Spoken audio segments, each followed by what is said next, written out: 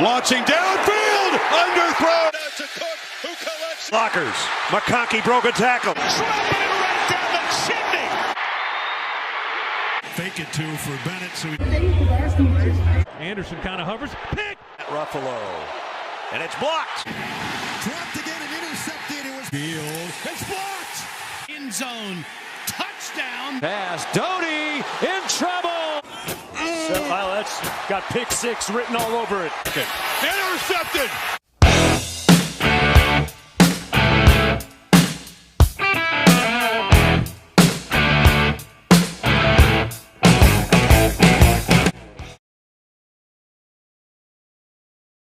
Handle that. Expectations. That's the next one. Got a quote for you here that I really think drives home what we think about expectations at University of Georgia. Success comes to those who are too busy to be looking for it. Say that again. Success comes to those who are too busy to be looking for it. That's Henry David Thoreau. Know about, but for me, I'm too busy working to worry about that. We want our team to think the same way. So we've taken a very introspective look this year. After the season last year, we did a lot of surveys and a lot of talking to our players, and one of the key words, the biggest theme came out was connection. You know, when you're on a Zoom with somebody, it's hard to have a connection. When you're not allowed to sit within 6 feet of somebody, it's hard to have a connection. We had some players that didn't even get to meet and know everybody on the team throughout the season because so much was done through Zoom and different methods of communication. So connection is one of the key ingredients for this team. We have been very intentional about it. We've given up football time. We've given up workout time to spend more time with each other. And that's beginning to pay off as we see it here in the summer with guys leading, guys getting in front of the group and leading skull sessions and being very active. So I'm excited about that part. Proud of the expectations for this team. Our team doesn't back down from those expectations. As a Charlotte guy, how fired up are you for game one back home against the top 5 team on national TV at night? Definitely exciting. You know, it's a big buzz around the city. You know, I go home for the past couple of weeks, and, you know, it's really exciting. You know, the team is really excited, fired up, and it's even a more intense feeling when you're from Charlotte. You know, it's a lot on your shoulders. You have a lot to prove. You want to show the city what you can do, and, you know, the product of the city, so I rep it hard. So, you know, I just want to make sure I do my best out there. Right on the fourth row. Jordan, what was the biggest factor in coming back for this season? Easy decision, like I tell everybody. But the biggest factor was just the team. You know, I didn't want to leave the team so soon.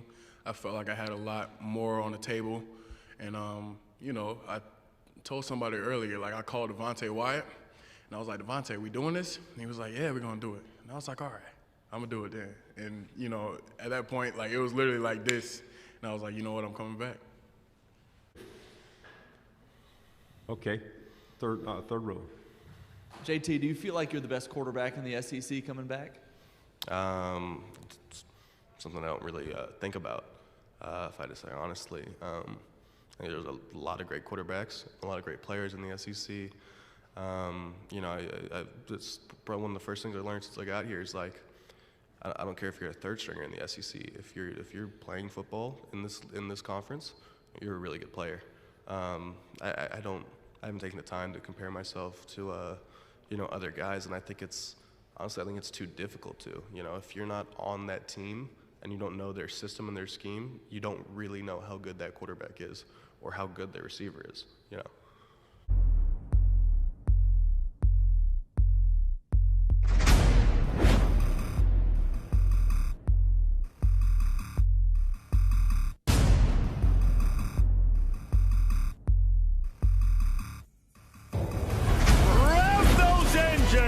And mash it to the floor.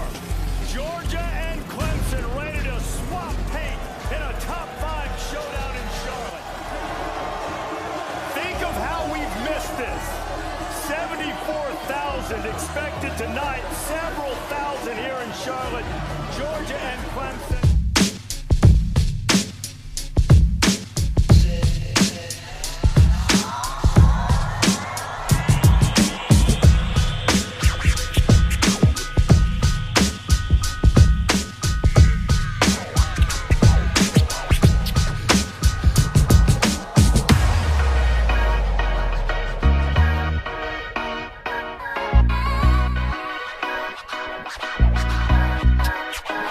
calling the game. Who wins? Georgia, Clemson. Man, this is a heavyweight matchup. This is like what we've all been waiting for. And you look at Georgia's defense, you say, okay, these guys are the front four, stout, but going up against this Clemson offense, you saw Coach talk about Justin Ross, what he brings to this unit. I got to go with the Clemson Tigers. I used to like you, bro. Let's go, Dawgs! Georgia. You give us a bark? All right. Kane, you were born in Georgia, weren't you? Yes, sir. Nice pick. All right, listen to this. Clemson has won 6 straight ACC games. Clemson has won 4 of them right here in Charlotte. Clemson has been in 6 straight playoffs. How about it? Having said all those things, you can see my pick is easy. Clemson.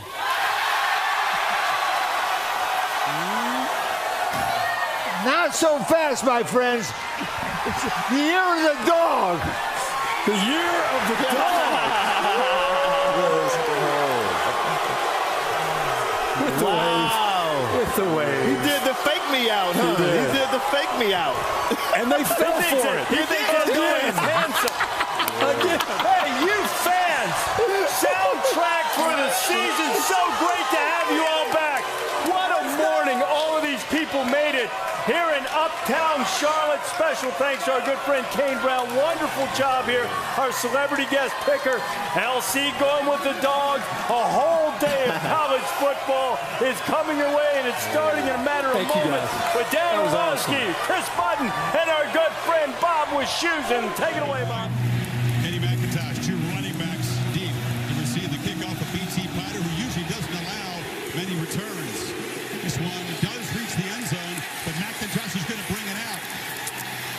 Runs through 1 tackle, fights hard to get out near the 25-yard line. Here comes the pressure again. Boyangalai sack for a second time. They heated things up, and look out for Nakobe Dean. He's going to have a monster season. 17's a problem, too. From the pocket. Intercepted.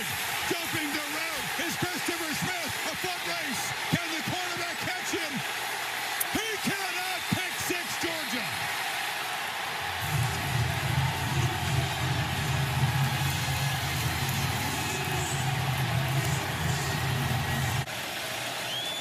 Third and 7 again. Uiagalelei sacked again.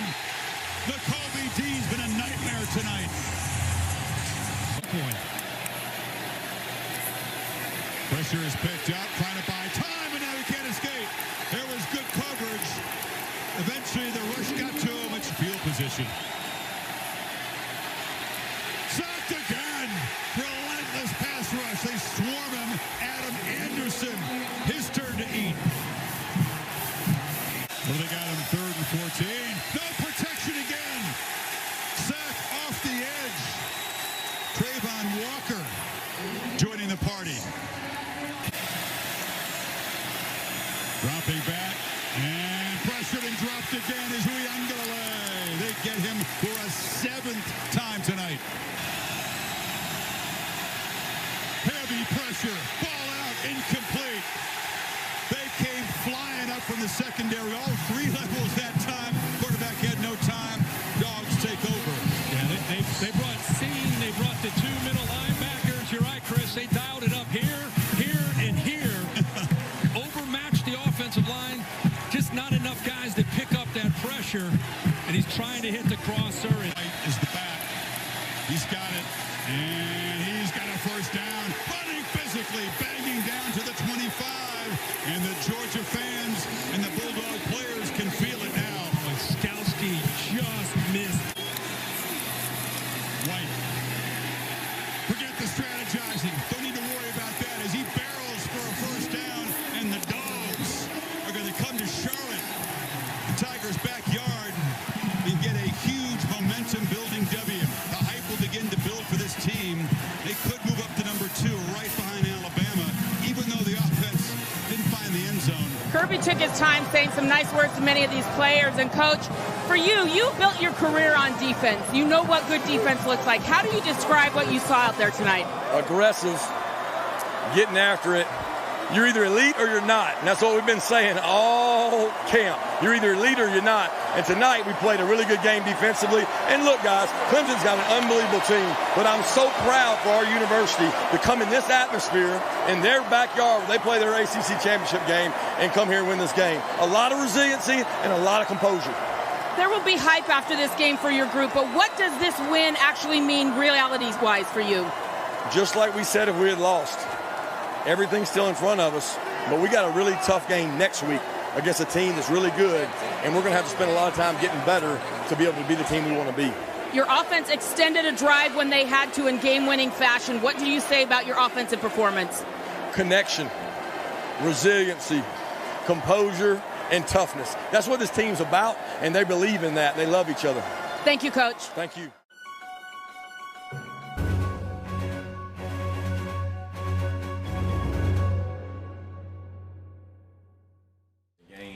Defensively that really could have cost us or haunted us if we'd been exposed on it. So moving forward, we're really concerned about that, and we're working on us.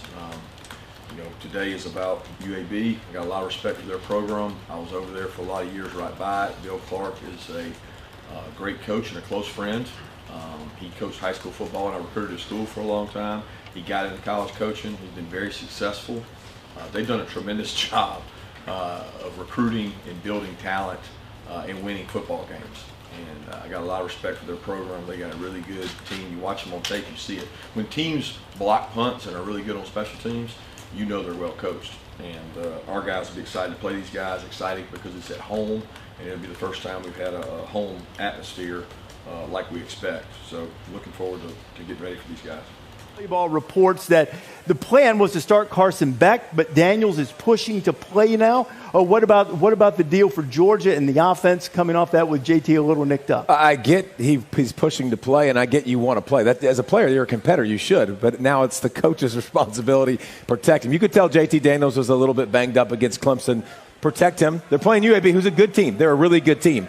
They're not what you are. I think they need to play Carson Beck, lean on the running game. And by the way, see what you got, because you might be in this situation later on. If the obliques are already bothering you as a quarterback, it could bother you throughout the whole year. Yeah. With that defense, Georgia could punt. Every time they get the ball, they could punt on 1st and 10 and let the defense go out and play with the punt team, and they could win the rest of their games till they get to Auburn. So I don't care. I don't care who's quarterback. Punt. I don't care. Cleared widely playing. 2nd down and 8. Bennett back to pass, taking a shot on top, wide open, explosive play, finally, touchdown Dawgs. Burton. With the program, McIntosh in the backfield. Bennett to pass. McIntosh with a great catch. Touchdown Georgia. Himself to save others.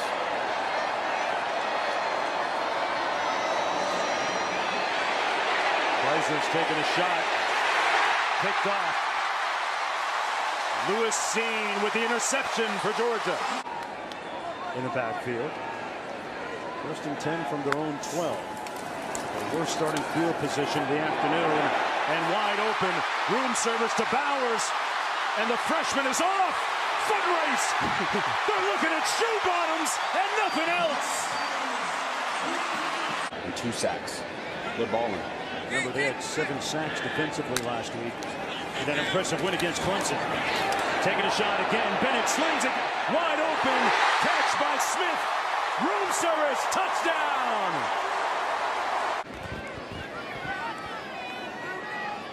Cook in the backfield. Takes the handoff. Showing a little bit of patience. Oh, comes out of the pack. Wow, Houdini in the house. Well, I'll let you answer that after this play. On 1st down and 15. Time to throw it. Johnston up top. And intercepted against a very talented Georgia team. So, well, that's got pick 6 written all over it. Room service again. Touchdown. Bulldogs. Dumas Johnson. We'll begin with Seth Emerson and then Chip Towers. Herbie, can you take us through the decision-making process on starting Stetson over Carson, and I guess also what JT's prognosis is at this point? Yeah, JT got better as the week went on. Really didn't even know anything was really wrong with him on Monday. He took most reps and was fine. It was bothering him some. And as the week went on Tuesday, it bothered him a little more. And today he was better than he was earlier in the week and actually felt good. Today was the first time he got to really throw some balls down the field in warm-ups. So we hope he continues to improve.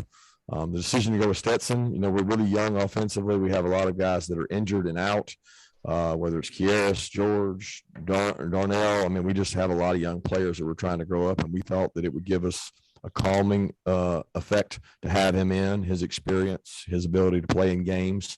He played really well, and really proud of the way he handled it. And the plan was to play both of them. And we went 2-1, 2-1, exactly like we planned on to get those guys reps. I mean, I'm really proud of the way Stetson's handled himself. Nobody's been better to the University of Georgia than Stetson Bennett in terms of his work. And he doesn't get, as many reps as a lot of other guys. So I was proud of him and his success today.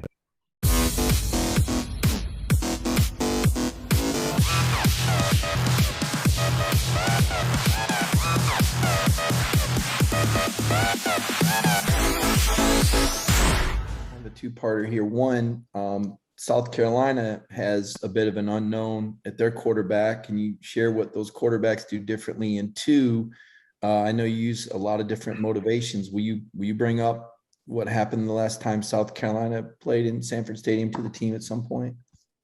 No, well, I mean, that was brought up some last year. I think it was more relevant last year. A lot more similarities in their team last year and their staff, with the exception of, Will being gone. But, what happened the last time they were here was really about us, not about them. And it's always going to be about what we do and how we execute. And we're trying to do that at the highest level. And whatever we can do this week in practice to be able to execute at a high level, that's what I want to focus on, not the other.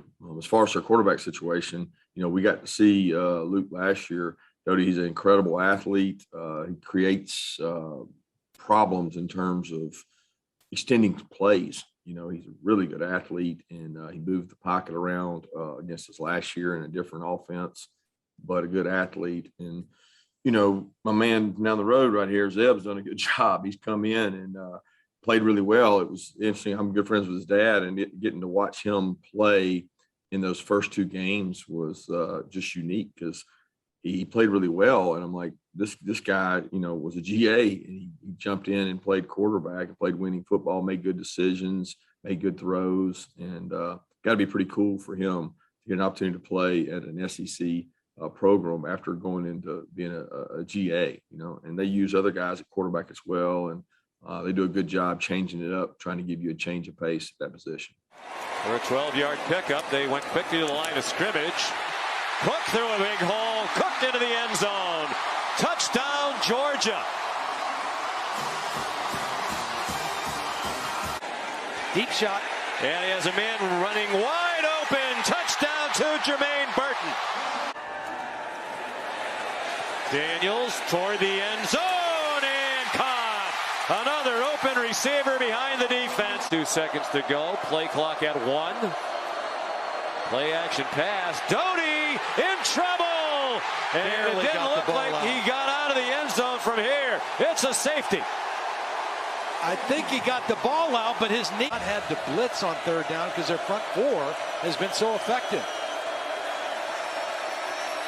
The screen, and it's off the hands of Harris and intercepted. Picked off by Darion Kendrick. Stays in the block, and it doesn't help. Doty got knocked free from the football. Nolan Smith hit him, and it got picked up by Quay Walker. Jalen Johnson went in motion to the left, and there is Cook out of the backfield for his second touchdown of the night. One rushing, and now Shane, obviously they've got a really good defensive line over there. Just what were they doing to maybe make things physical on the offensive side and maybe being able to get a push? Who was doing? Georgia's defensive line. What were they doing to maybe make things difficult on the offense? They've got like 100 5-star football players on their defense. They have a defensive lineman that weighs 340 pounds and runs better than everybody on this call. They've got 5-star defensive backs. They're big and physical and fast. I mean, other than that, they're really freaking good. That's why they have the top defense in the country. They're hard to run the football on. So there wasn't some magical scheme they came out with tonight. They got 5-star recruits everywhere, and they play really physical. Damn. Take me into kind of coming back from the injury, and how confident were you that you could perform like you did tonight after missing last week? I definitely felt very confident, and I would say a lot of that goes to Ron Corson and the whole medical staff and the training staff. We've been rehabbing 3 times a day. They've done so much and brought so many things in, as specific for my injury and what we could have done. And they did so much. I've had muscle, pulls and tears and strains and all that before. I've never had one heal this fast and feel as good as it does right now. JT, after seeing Stetson throw it downfield so much last week, and I know you threw behind the line scrimmage a lot against Clemson, different game plan. Was it the kind of building on what Stetson did last week with throwing the ball downfield so much? A lot of it is just taking what the defense gives us and what Coach Monken calls. At the end of the day, I have, Coach gives me input for what I want to run and what I like. And if there's anything I see specifically that I want to go in and attack. For this week, I think this defense was similar schematically to UAB in a couple of areas. I think they, and I give South Carolina a lot of credit. I think that's a really good football team. They play fast, they play hard, they play disciplined, they do what they do and they do it well. They weren't busting coverages. They were where they were supposed to be. I think they were well coached, but schematically, I think they were a little similar to UAB and a lot of the things that, we took advantage of against UAB. I think we were able to take advantage of today. So no, I wouldn't say it had anything to do with the last week in terms of, what we did. I would say it had to do in terms of how we chose to attack this week. Yeah, JT, I know you said a lot of it's taking what the defense gives. Still, how big was it to be able to get those perimeter receivers going and have Kieras back in the rotation? That was great to have 10 back. We've missed him and I've missed him. In terms of taking when I say take what the defense gives us, to me, a one-on-one matchup where we can take a chance at a deep ball is taking what they're giving us. If they're going to give us one-on-one without a safety in the way to, make it a 2-on-1, to me, that's giving us, something. One-on-ones, I think, are not 50-50s with AD and Jermaine. I think they're 80-20s. And the biggest thing that they understand with me is that I told them I'll throw it to you 4 times in a row. I'll throw you a jump ball 4 times in a row. Don't let it get picked. And I trust them. I trust that they're not going to let the other team come down with it. So when they get one-on-one, to me, you're giving me a chance. And I like that chance with the guys that we have.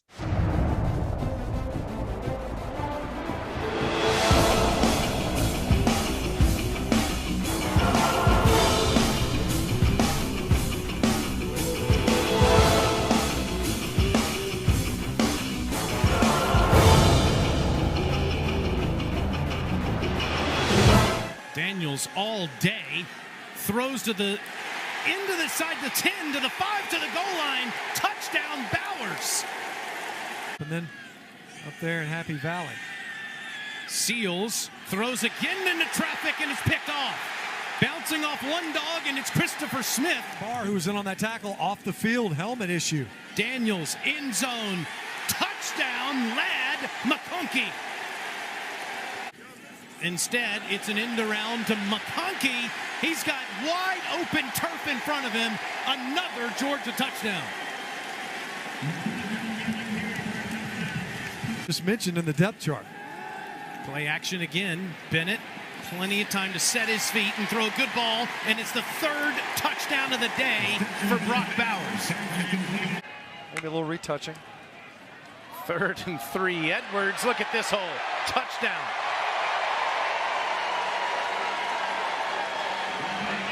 Of how fast the guys started. I was really proud of our fan base. I thought the turnout was incredible, as it normally is when we come up here.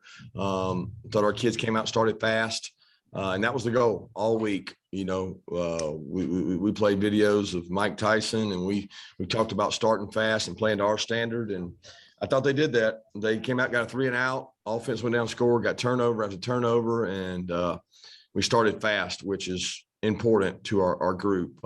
Tough atmosphere early on to play in, warm-ups throughout, but we talked about it early, not letting there be excuses. And if you're going to be elite as a team, you got to be elite all the time. You can't be some of the time. That's not how elite teams play. And our guys embraced that. And I was proud of them. And we'll celebrate this victory on the way back home, and then we'll get ready for next week.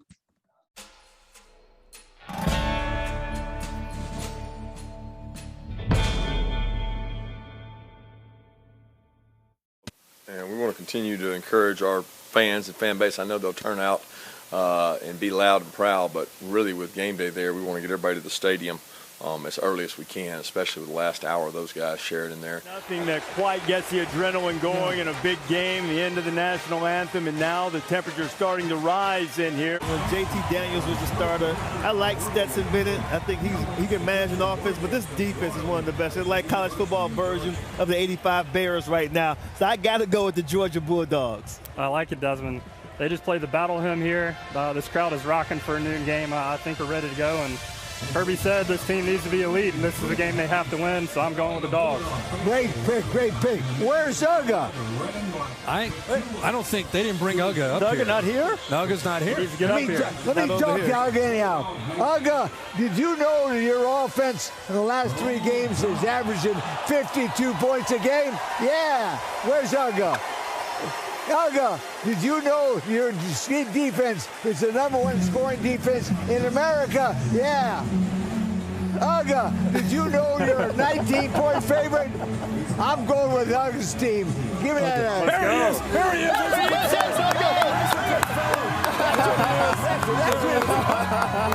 There you go. Hey, let's go. He creates touchbacks, and this one is boomed way out to the back of the end zone. Landed in the hedges. White through traffic into the end zone. Opening statement drive by Georgia. Right down the field to draw first blood. The one spot Georgia still has to grow up. Jefferson pressured and slammed down. Devontae Wyatt. Clean pocket for Bennett. Lofts it downfield for the running back who makes the catch and is knocked out inside the 5. Second and goal. I formation. Milton and he just follows. Oh, they lost the ball. And he's in the end zone for a Georgia touchdown. Lewis Jackson near midfield. It's blocked! And Dawgs followed it for a special teams touchdown. 261 on the ground is 48, and it'll be less than that after the sack by Nakobe Dean, who hammered Jefferson from the blind side. White knifing into the secondary, breaks the tackle, and dives for the end zone. Dawgs pouring it on. And that was a tough environment to go into. We know our guys are getting ready to go into a very tough environment, which playing at Auburn is probably one of the toughest places to play in the SEC. Their crowd fan base does a tremendous job with those elements, and it'll be key for our guys to keep calm in the storm, keep their composure, and play our best football against what I think is a very talented Auburn football team.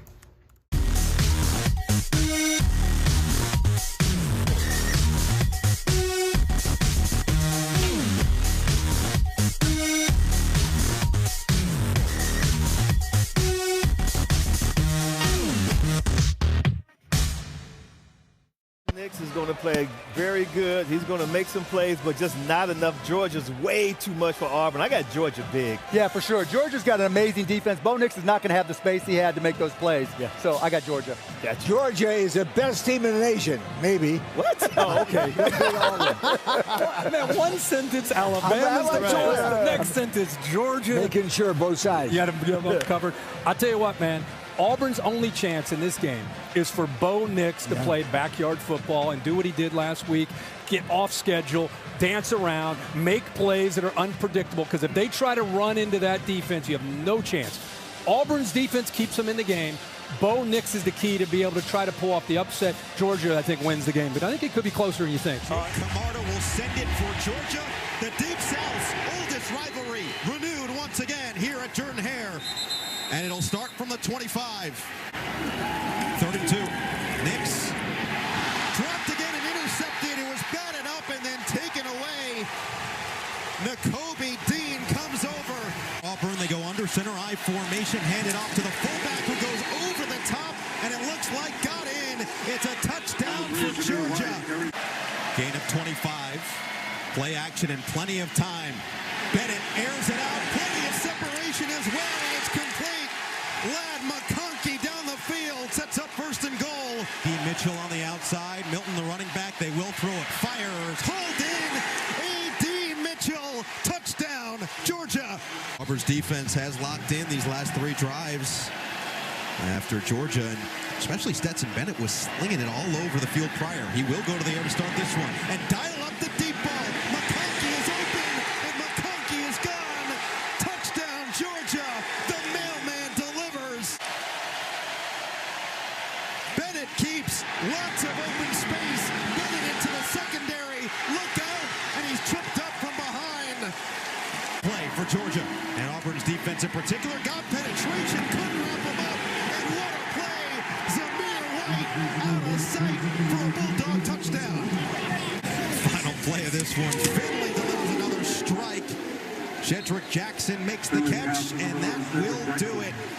Georgia stays. I would even say more than 50% of the guys that were playing, they've never played in a road environment. In that, 2 of our DNA traits are composure and toughness, and I thought never has that been more evident than today.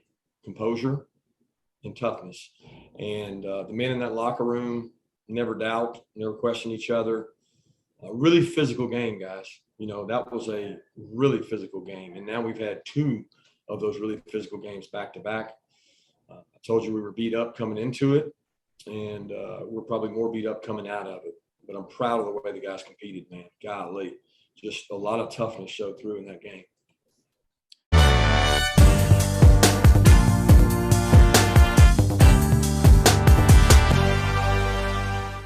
To Kentucky, I think when you look at what Coach Stoops has been able to do, it's pretty remarkable. First off, he's a really good football coach. I've known him a long time, recruited against him. It seemed like we went head-to-head on a lot of recruits back in when he was Florida State defense coordinator and I was at Alabama. But he is a tremendous coach, a tremendous builder of men. To see what he's done with the consistency in which they perform at such a high level. And, I say it all the time, but to be a good football coach, you got to have all the phases, the recruiting phase, the organizational phase, the development phase, the 3 phases, offense, defense, special teams, and they are really incredible at all 3. They have a great system set up that they recruit to. They develop guys. It seems like every year you're talking about their defense, and they're doing a tremendous job offensively this year as well with quarterback, and the transfers they've gotten have really added juice to their offense, and they've got a great special teams unit as well. So challenges ahead is for us, and I think our kids embrace that, and it seems like each week, last 3, 4, 5 weeks, we've had big games, and we got another opportunity. That's why you come to the SEC to play in big games. Time we were here, I thought Arkansas would compete, and that game was over early. I do think Kentucky will compete, but I think that Georgia wins this game big late. I'm going Bulldogs. See, I'm with you, Des. I came in here thinking, man, Arkansas is a great story, 8th in the country and doing some things, and the game was over in a blink of an eye. This is going to be a different battle because of the culture of UK, the style of football that UK plays. I expect a better game, a more competitive game, but I don't know if there's a team in the country that can come to Athens in 2021 and beat Georgia. So I got Georgia winning the game. I think it'll be close. I'm with you. Mark Stoops is a great coach. Kentucky is a beautiful state, but this is our town. This is our year, and nobody gets in our end zone. Dogs all the way. Dogs.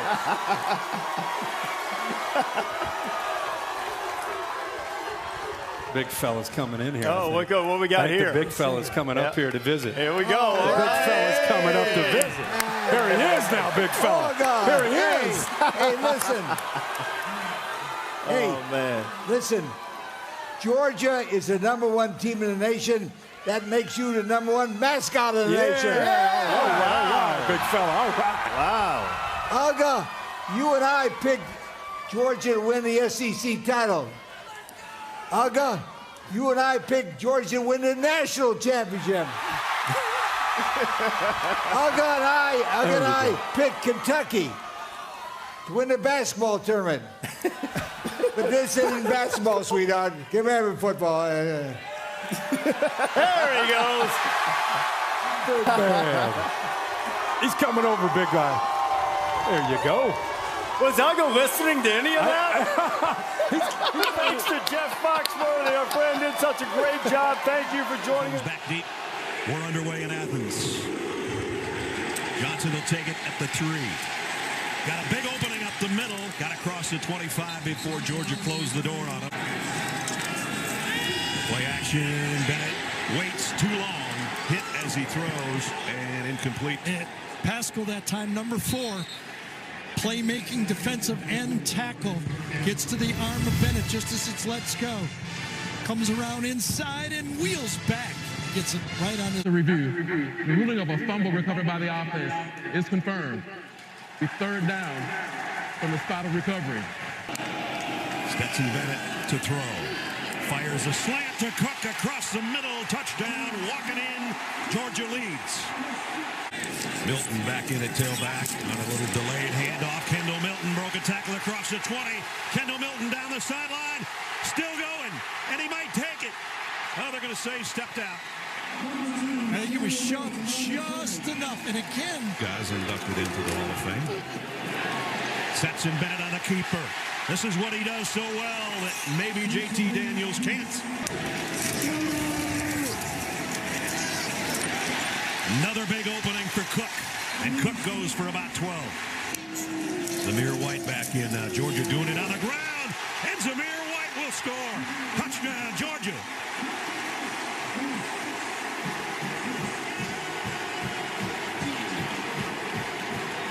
You talk about ground and pound. 35 for Milton, 17 for Bennett, 24 and a touchdown for Zamir White. You want to see some beautiful blocking? Watch them from... I'll just take... And that's going to be the question. I don't... They back out of the blitz. Levis throws and completes it. That's a first down. Nolan Smith. Epps behind Levis. They'll give the fake to him. And he's hit from behind and the ball is out. Georgia got it. Nolan Smith with the fumble recovery. After the penalty, the 44. Here's an end around. McConkey, and McConkey weaving through people down to the 29-yard line. The Gary circled. Here they come. Georgia picks it up brilliantly again. Here's the long ball. McConkey. No, it's Bowers, and he's got it. Touchdown, Georgia. Matt Ruffalo. And it's blocked. Georgia got it. It might have been Jordan Davis or Devontae Wyatt, but back comes the football with Jackson. They're right in the same spot. 99 and 95. They split that gap. God, they can get through cracks, those guys. Coming right through, both of them. Look at the two guys right there. I think both of them could have got. Told us yesterday the moment is never too big for Bowers. Here's James Cook. And he's got a big gain all the way down to the 23. Georgia, one of those 3 tailbacks used today. They fake it to him. Bennett's going to loft it. Bowers has got it. Touchdown, Georgia again to the tight end.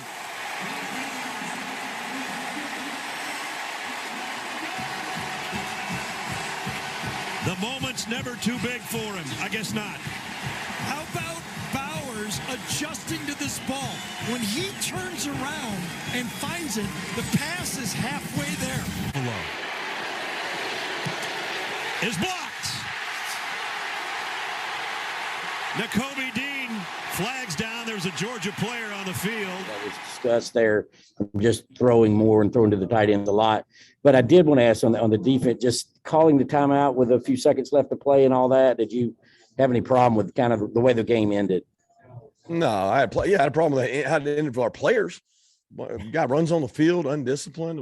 We blocked in the back on the return there because you can return that kick for 2 points, and that would have been great to score on defense, which we take a lot of pride on. But I mean, my problem was our reaction to the moment and not keeping a good level head on our shoulders. That's my problem. I respect Mark's got a job to do. He's trying to compete and score. I mean, why not?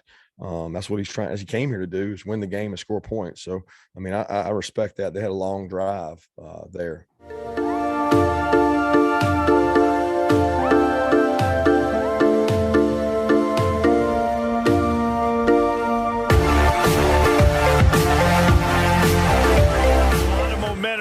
Georgia and Florida. Georgia, a big favorite. Georgia should thrash Florida, but this game has no rhyme, no reason. It's going to be closer than the experts think, but I'm still going with the Bulldogs. Yeah, I'm going with Georgia for different reasons. They're the #1, they're undefeated, and because one of my best friends, Nick Donker, who lives in Georgia, would kill me if I didn't pick them. There you go. Go Dogs! Good reason, good reason. Yep. What else? Yeah. Georgia, 1-point victory. I think we all respect the rivalry. Des is right. On paper, Georgia wins big. 2 weeks for Dan Mullen to get them ready. Anthony Richardson running and throwing. I think they compete in this game, but Georgia wins it. To kick off, Florida and Georgia, here we go.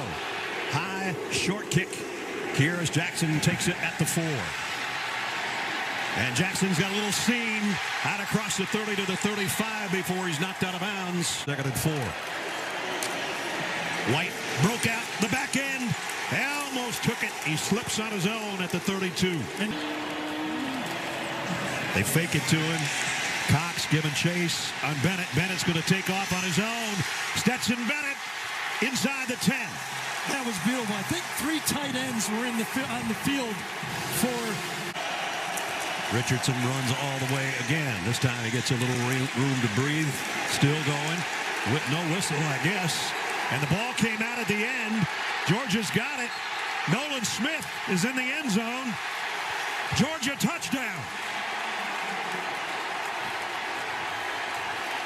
So with the new rule allowing the ball carrier to be pushed forward, Georgia, I was going to say they tried to tackle the ball and let Richard get too many yards, but they continued to tackle the ball and tackle the ball. The whistle did not blow, and he steals it at the end. He goes down. It's not going to be a touchdown, but is it Georgia's ball? That's the question. In the backfield, gets the carry. James Cook gets the touchdown, Georgia. Here, Georgia has 3 timeouts remaining. Delayed blitz by Nakobe Dean, and another interception. This one's Nolan Smith. Back-to-back huge plays for number 4. And I think Walker, number 44, got a tip on the play. Back-to-back big plays by Walker. He snaps the option, and I think he tips this ball. First down. Play fake. Bennett loads. Going deep to the end zone. Kearis Jackson has got it.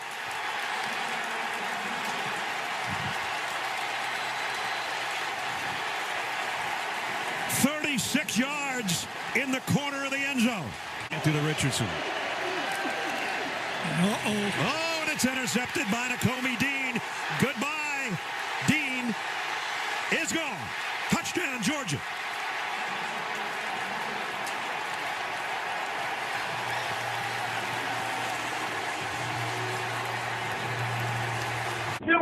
I still remember like yesterday walking out this pitch at the half. The look and the feeling I had, looking at Tyson, looking at Stokes, looking at those guys. You know what, guys? This is our fucking year. This is our fucking year. We do it how we play. It's 0 to fucking 0, and you make them never want to play again. All that shit they're talking, I love it, Jamar. You didn't say shit. You don't say shit to them. You just laugh and point at the scoreboard. Let me get a picture, JD, pointing at the fucking scoreboard. Don't say shit to their undisciplined ass, because we are disciplined. And our ass still don't take the fucking shit out of them. Physically, I want to break them. I'm talking about fucking break these bitches on defense and offense. First pass of the half. Another one's coming right here. And it's Bowers. The tight end. As he's done all year with another big play. Emory Jones across the middle. Nakobe Dean almost had another one. Couldn't hold the interception, but Georgia takes over on downs. And on Tuesday night, if indeed this team is the #1 team in the country, pretty sure Zamir White's going to make sure. Touchdown, Georgia. 42 yards for the capper. Here comes the LSU fourth quarter offense right here, the counter play.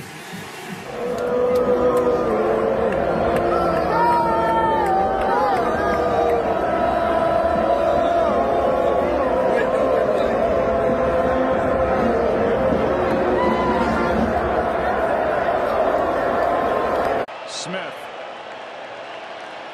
The 0-2.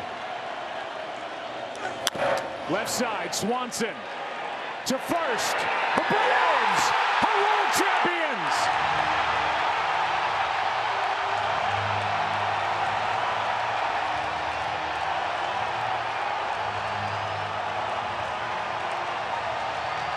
Get started here. I'll call on Palmer Tomes and go follow with Mark Weiser. Well, Warren, we were just talking to Jalen about it, but are you a believer in the Atlanta sports curse, and do you think that it was broken last night?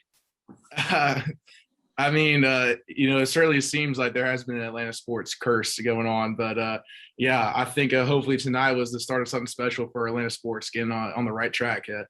What a huge win. That was so much fun to watch, and I think that's really, really cool for just the state of Georgia and Atlanta in general. See who's number one. I think we know the answer to that, right? You can give us number one last week. The number one team in the initial ranking, the College Football Playoff Selection Committee, the Georgia Bulldogs.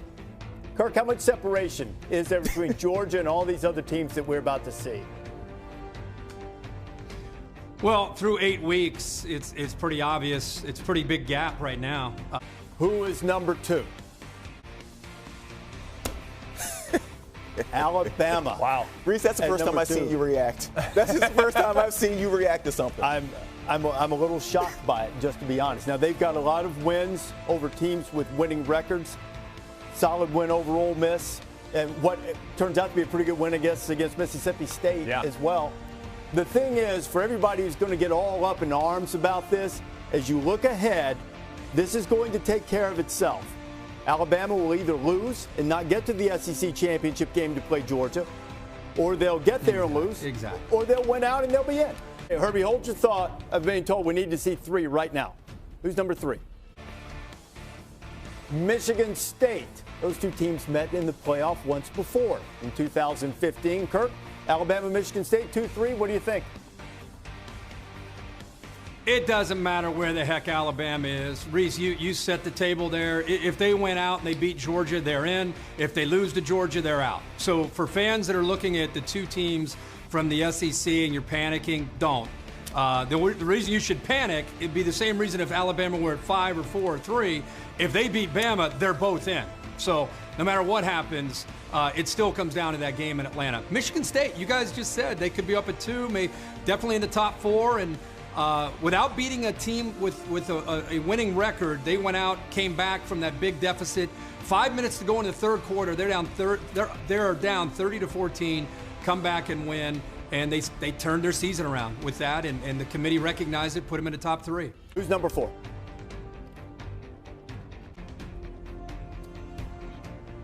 Consistency in this regard, head-to-head has mattered. Oregon at number 4.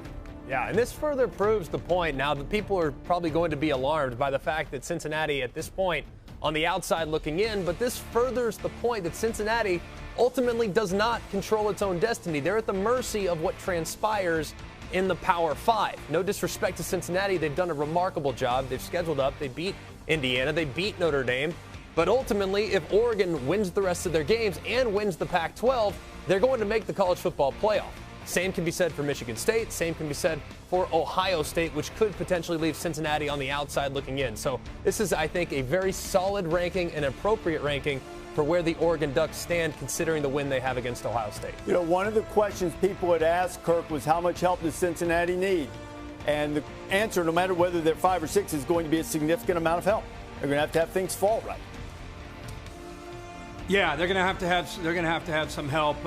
It's interesting that Oregon is at 4. It's such a great debate about head-to-head and what they did in that game, and then what they did on the back end of that game for really 3 straight weeks. And you, Reese and I, you and I talked about it a lot off the air. You fill out your AP poll, and each week would go by, you were kind of scratching your head like, man, Oregon's kind of sliding down, and Ohio State's going in a different direction. It's easy to put Ohio State ahead of them. Now, if they didn't have that UCLA win and they followed it up with a dominating win against Colorado, they're not sitting there, even though they could have won those games and not looked good doing it. I think they turned their fortunes around in the last 2 weeks, and that's why they're up at the top 4. Number 5, see who's in which order? Ohio State, Cincinnati. Who's 5? It is Ohio State getting the nod over Cincinnati, so the consolation prize for the Bearcats is that when they were revealed right now at number 6, that is the highest ranking in the college football playoff era for a team outside the Power 5 conferences. Still an entire month of football to play. The SMU game that Joey mentioned, potential matchup with Houston at the end, perhaps could bolster the resume, though the rankings there would not reflect at the moment that the committee has a high regard for those teams in the American.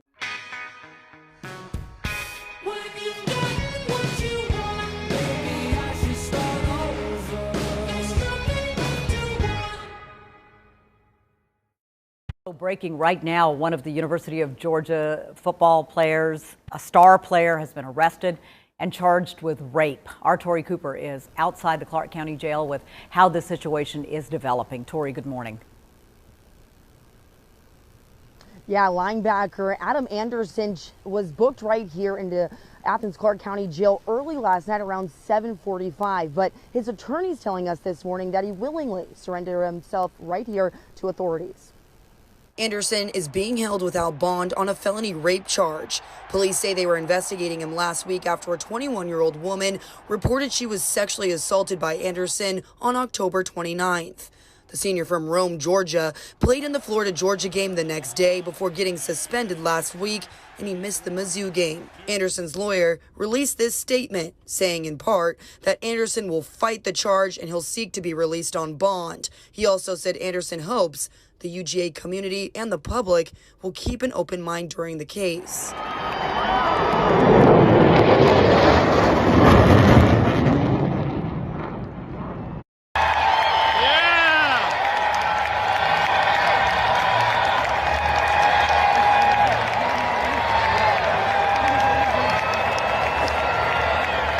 Georgia fans, Tuesday was a historic night in Georgia. Yeah!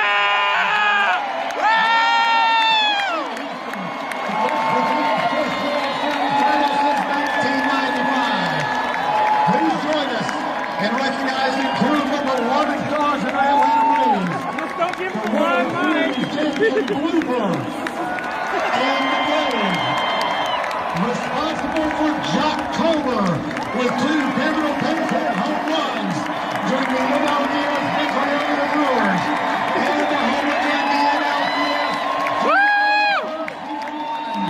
Number 22, Jock Peterson.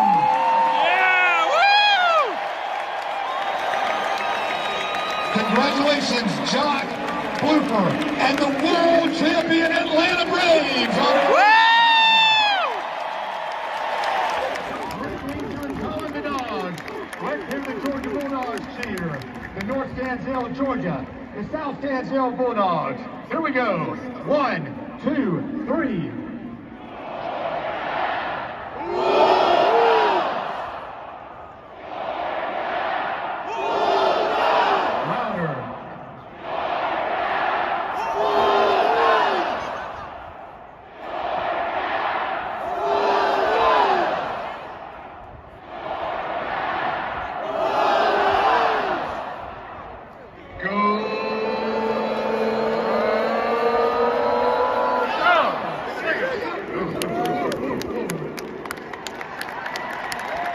Missouri won the toss. They elect to receive. Mizzou will be starting without their talented quarterback Connor Bazelak. Suffered an injury last week's win at Van. Watching here on 3rd down as they stem the defensive line. There's a miscommunication with the freshman. And the running back Beatty. And that'll stop a Smith. The Speedy Smith draws closer into the slot. Bennett on 2nd and 10. And fighting for the ball that time was Rosemy Jackson. 4th and 5. And call it 6 here. Bennett, a little bit of pressure. He wants more than just the first down. He wants the end zone. And Arian Smith gets it for him.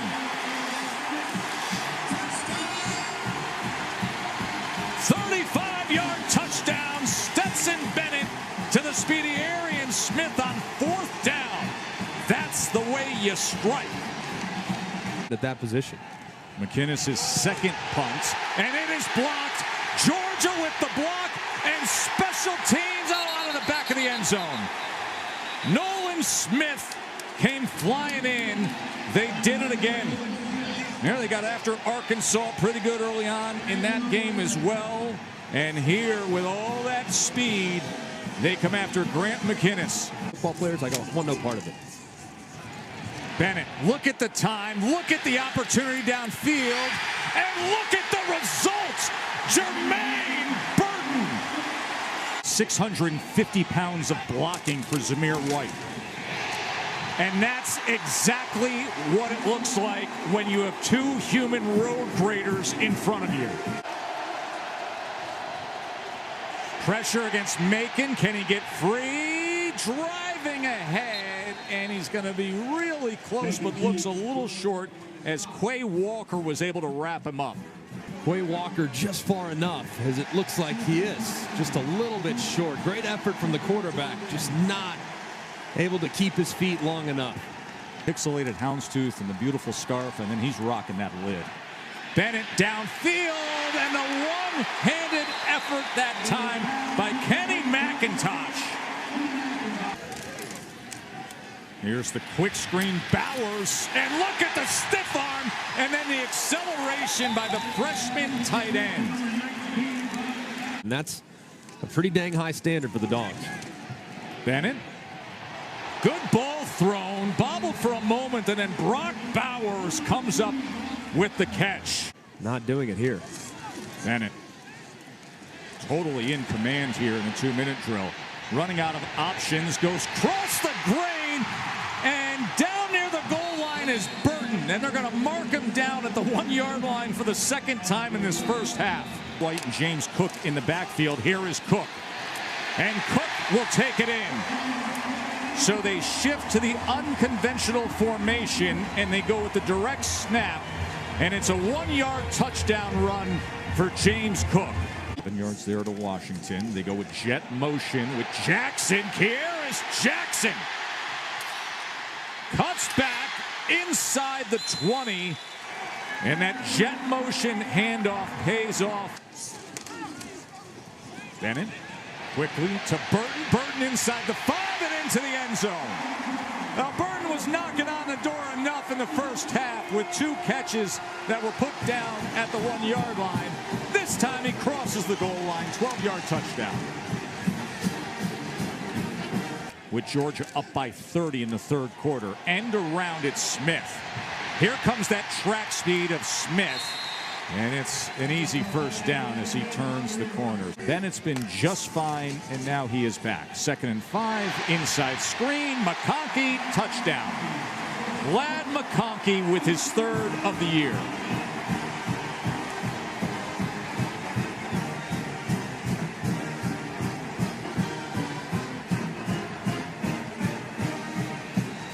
There is Stetson Bennett cheering on JT Daniels.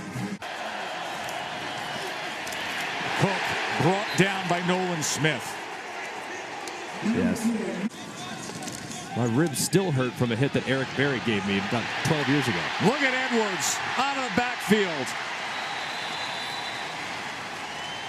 Freshman quarterback is Tyler Macon. And Georgia does it. And the crowd loves it, as Macon couldn't connect with Parker. A little chilly out there. I thought our fans came out and did an awesome job. Helped impact the game for us. It was great to honor Coach Rick, who I have so much respect for. I got to see him and get a big hug there coming out for the second half, and see so many guys that played for him that care so much about him, and it meant so much to UGA. A lot of them I had flashbacks of back when I was a young coach. So it was really good to see them. I thought we started out kind of sloppy today. A little bit of a lack of focus early, especially on defense. But, offensively took us a while to get going. But once we did, we really did some nice things, and was proud of the guys. We're starting to get some guys back, and then we lost a couple guys that are banged up. But all in all, really pleased with the guys' effort. But we got some things we got to clean up. And I will say on the Adams situation, because I know everybody wants to ask and ask questions, with it being an ongoing legal situation, no matter, I can't comment on it, can't talk about it. I will tell you we're cooperating fully with all the law enforcement and campus organizations, and that's all I can say about it. So if you want to ask, I'm gonna have to stick to that statement. with that, we'll open it up.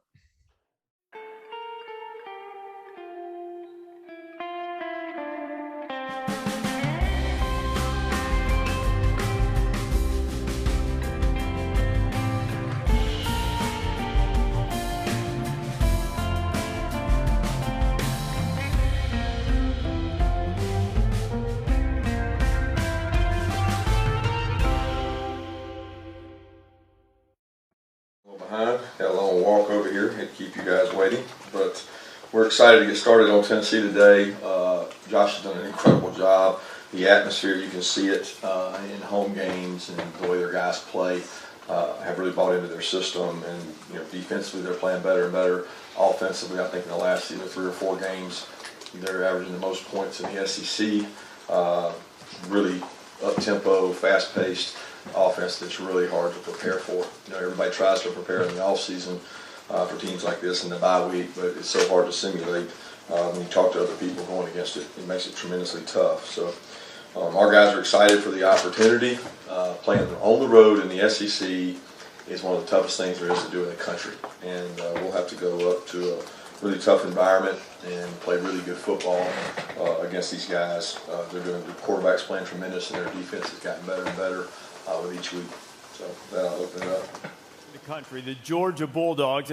See if Tennessee can keep it in the fairway against Georgia today. Who wins? I think it's going to be a tougher game than people think. Tennessee's offense will stretch Georgia's defense, but Georgia will win this game in Knoxville.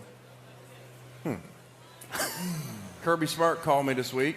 He said, we got to go play at Tennessee. What's it like, going to Neyland Stadium? I said, it is a very dangerous place to play. But I will say this, in the biggest upset of the day, Tennessee Volunteers. Wow. Calling his shot. Wow. That's the upset of the year, not the day. Great pick. That's a great pick. That Knox. You were at Knoxville. I'd say this. You were at Tennessee, right? Yes, I was. Now I know where you picked that. Tennessee leads the SEC in offense. They score 25. They give up 40. Georgia. I can't wait to watch, honestly. The very similar offense that you run, Josh Heupel's running, up-tempo. Dan Lanning's defense has been incredible. They got to simplify, get their cleats in the ground, play fast. Alabama has had problems against this style in the past, but this is, I just feel like I'm going to go Georgia as much as you're trying to talk me into it. Georgia's going to be pushed, but I got Georgia. And we're underway. Jones caps under this at the 3. Dangerous receiver, good return man, got it out around the 23. Combination receiver. James Cook. And Cook into the secondary. James Cook, he will score. Touchdown, Georgia. 39 yards. On the left. And that's Washington trailing him. They get it to James Cook instead. And Cook's got a first down and then some. Right now and has the lead on the top team in the land. Bennett takes off on the run, and he gets the first down. What a little move on out there in the middle of the field. And this throw is intercepted. Picked off by Kendrick. First bad pass. Now the ball is loose at the end of the play. Nobody to fake it to for Bennett, so he's going to run with it. Stetson Bennett. Whoa. Touchdown, Georgia. What a play. 9-yard touchdown run by Stetson Bennett. Bennett loads, goes that way to the corner. Got it. Touchdown. Gary called it. Bennett threw it. Cook caught it. 23 yards for the Bulldogs score. Picked the #1 team in the country for homecoming, but they do that a long time ago. Here's Bennett on the RPO and the keeper, and he's got the first down before he's driven down by Trayvon Flowers. Zamir White, who's playing fullback, and he gets the toss sweep. James Cook to the corner into the end zone. Touchdown, Georgia. Tack on another score for #4.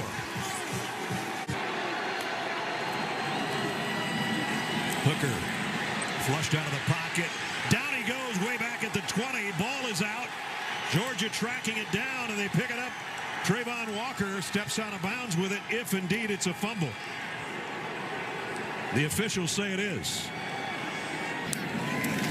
This time a straight handoff to McIntosh, and he is in. Touchdown, Georgia. Kenny McIntosh from 5 yards. Milton being chased down and dumped down. And it's Chaz Chambliss again putting the pressure on. That's going to end it. No matter how you hurry up, you can't go any faster. And #1 Georgia shows off to Tennessee. I think they got a really good football team. I think Josh is doing a great job. A tremendous atmosphere to play college football game in. Was really impressed with that. I can't say enough about the leaders on this team. You know, after that game against Missouri, to have 3 guys stand up in the locker room, and I don't know what we won, 40-6 or what, I don't even know what the score was, but they said that it wasn't acceptable the way we approached the game, the way we handled the game. And I knew right then that we were going to be okay this week. Now, I still worried a lot, but those guys said everybody better be in there to lift, everybody better be on time. And it just took over the team, and it permeated through them all week. And I thought Monday, Tuesday, Wednesday, we had really good practices. Tough place to play. You know, I think the way the game started, they start that way on a lot of people. And we talked to our guys about taking their best shot. But we didn't come up here to take shots. We came up here to throw them. And our offense came right back with a huge drive, which I thought was huge for us to start that way. It gives the defense some confidence and let us get our feet underneath. This kind of did a tremendous job, and proud of the way that the guys played.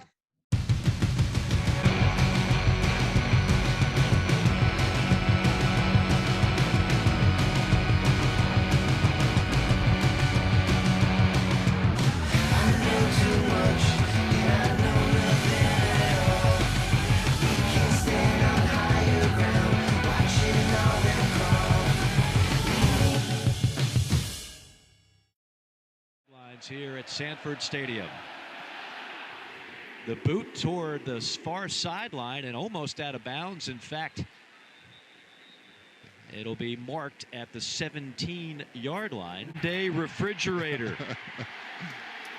Now he's lined up out wide to the bottom of your screen. Again, Davis. This time he's in for the touchdown. How about that? There's not much Jordan Davis hasn't done in his career at Georgia. Why not get the big man in the end zone? I'm never going to be adverse to giving the big man a touchdown. Big man touchdown, you got to love it. Way to go in there and make it happen. On 3rd and 10, they will blitz here. Chambers in trouble. Chambers goes down. Big time loss on the play. Tyndall was there on the sack. He had some help. McIntosh, the lone back. Bennett looks that way. A little toss to McIntosh to the 35, the 30. First down yardage down the sideline. 20, 10, 5. Touchdown, Kenny McIntosh. The junior from Fort Lauderdale finds pay dirt, and Georgia leads it 13-0. Great blocking out front. You have to have that. Darnell Washington, Brock Bowers. That's why they line up right here. Watch 0, watch 19, watch 81. All of them showing up. And that's what you do. When you have a big play by a back, it's not because of his ability always. It's what you do. Cook, the lone back. Bennett going to throw, completes it. Breaking a tackle at the 5, lunging for the end zone. And those jeans and that athleticism helps Brock Bowers pick up his 7th touchdown of the season. That leads the SEC for tight ends. What the top man can say, plays like a yellow lab, right? Down to the shotgun. Wide open. That is Bowers, who snuck through and found himself all alone for another score. 8 touchdowns now for the uber talented freshman Brock Bowers. When you're not playing a whole lot at quarterback, there's always the possibility of leaving. He'll be happy about that play. Touchdown, Georgia. Back to the tight end, the sophomore out of Clearwater, Florida.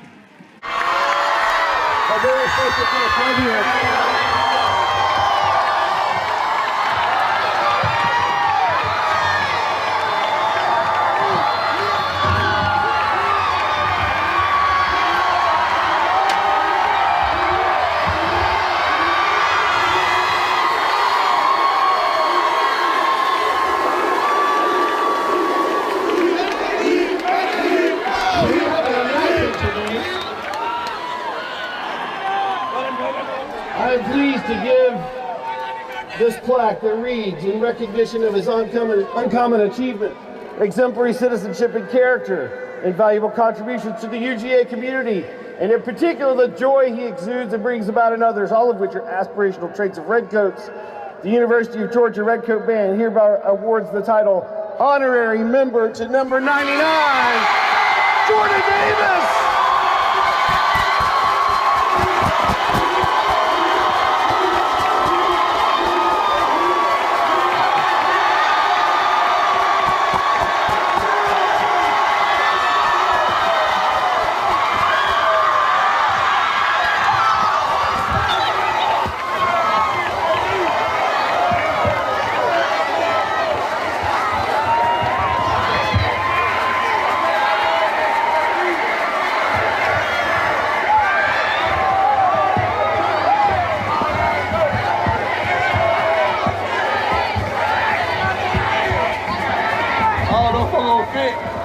I don't know, we'll see. Here.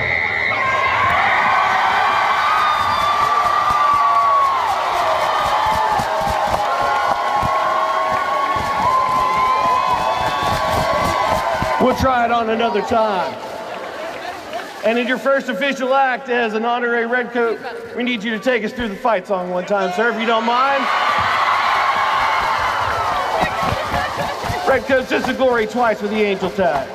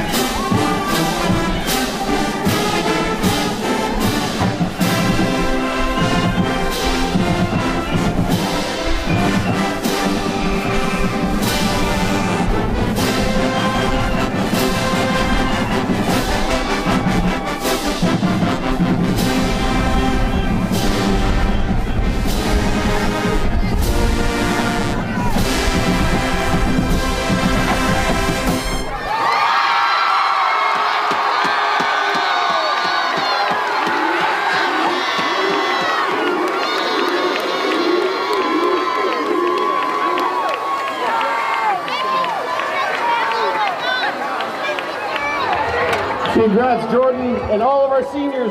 Go Dogs!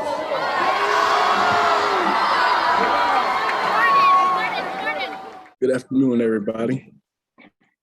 Hey, Jordan, how you doing? Good, I'm good. Did you know your number was coming on offense today? And B, have you scored a touchdown ever in your football career at any level before today? Yeah, we've been practicing that play this week. We installed it, and it was just a really exciting thing in practice. Everybody was like, "Yeah, this is the one. This is going to get the crowd jumping." And as for the second question, yes, high school I had a fumble recovery for a touchdown, and then Little League I used to play fullback, and I think I scored a couple touchdowns in Little League. Jordan, was the moment with the band, was that spur of the moment, or did you plan it? And can you kind of, I guess, talk about what it was like standing up there? Were you kind of going back and forth with them, make clear that you wanted to direct the Glory? Right. I have a couple friends on the band, and I always show my support and everything, and they show me love too. And I didn't know it was going to be like to the fullest extent of that. I thought I was just gonna, go over there and maybe conduct and then call it a day. But the moment when they called me an honorary member and handed the plaque and handed me the coat was really special, and it makes me feel great because they love me as much as I love them, and I wish that they had more recognition, and I wish that they had more love from Dog Nation. And so they play, every week they're there. Getting me hyped up, getting the crowd hyped up. So it was only right that I did over there and show them love.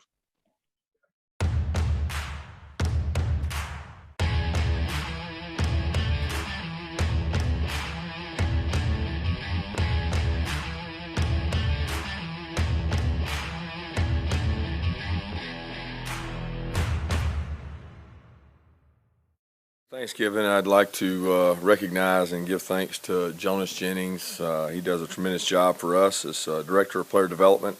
Kind of my right-hand man. He does a great job. But today is his annual Thanksgiving Turkey Giveaway Day over in College View Hills in Atlanta, where he grew up. I think he's done it now, Chloe was saying 13 years. Maybe he's given away over 230 turkeys to an impoverished area over in College View, and just appreciate all Jonas does for our program and really for our kids, and for him to give back to that community means a lot. He's done it every year I know that I've been here, and does a tremendous job.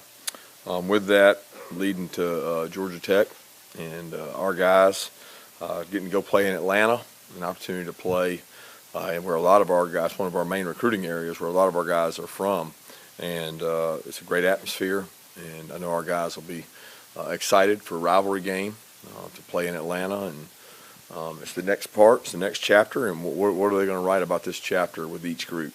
And I know our guys will be fired up, ready to go this week. Georgia won the toss, and not surprisingly, they're going to put their defense out there first. As Jahmyr Gibbs will let this one bounce, and he needs to field that ball. He didn't call for a fair catch, and the ball didn't get to the end zone. So right off the bat, a bad mistake on special teams by Georgia Tech. He lines up in the pistol, and he'll take the handoff. Looking for a cutback lane, spinning, pirouetting, and going down.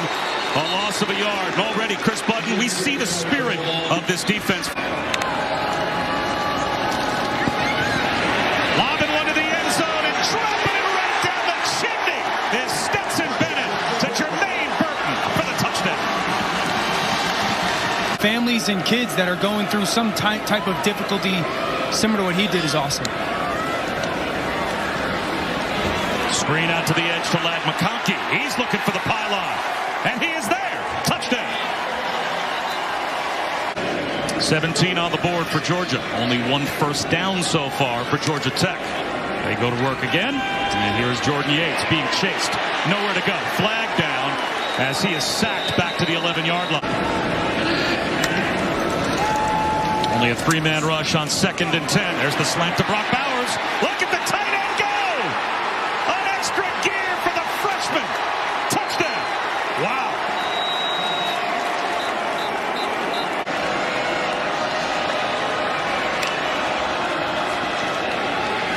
Mason again. Nowhere to go again. It'll be 3rd down and 15.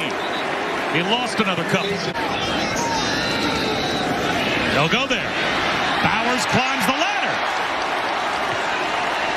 He's got another touchdown. That's how you get the respect of your football team. Toss to Kenny McIntosh. He's got a convoy down the sideline. Kenny McIntosh with a stiff arm to the pylon. Touchdown.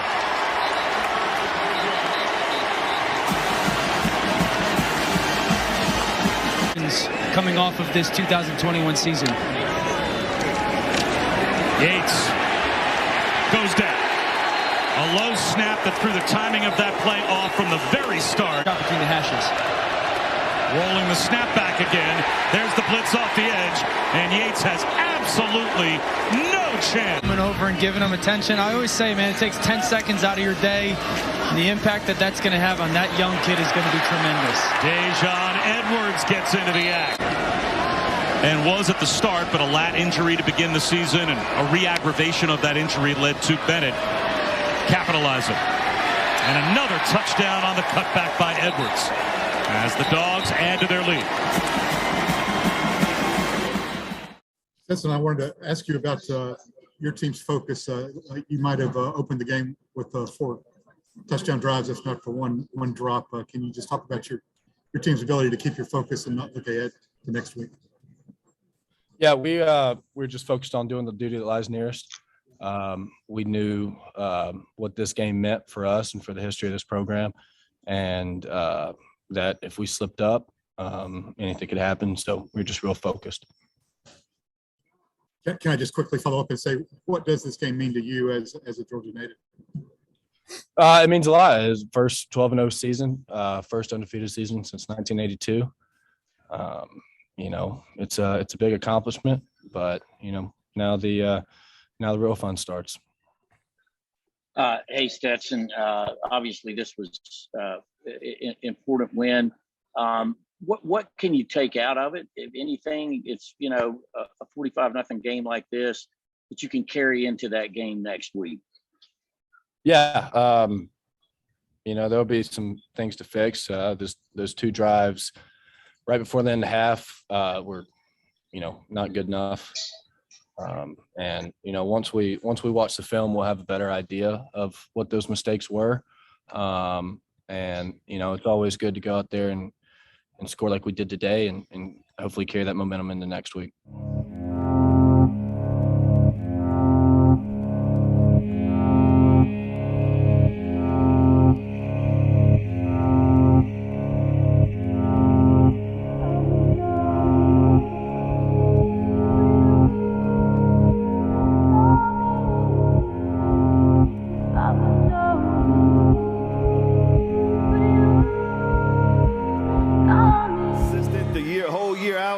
I don't see any reason why Georgia cannot win this game. I'm going with the Bulldogs. Maybe a little closer than the experts think, though, Kirk. How often does Nick Saban get a chance to come into a game as an underdog? You know that they're going to come in with an attitude, and Bryce Young has ability to make plays. The one thing that stands out to me about Georgia is this brotherhood, the love that they have for one another, especially on the defensive side of the ball.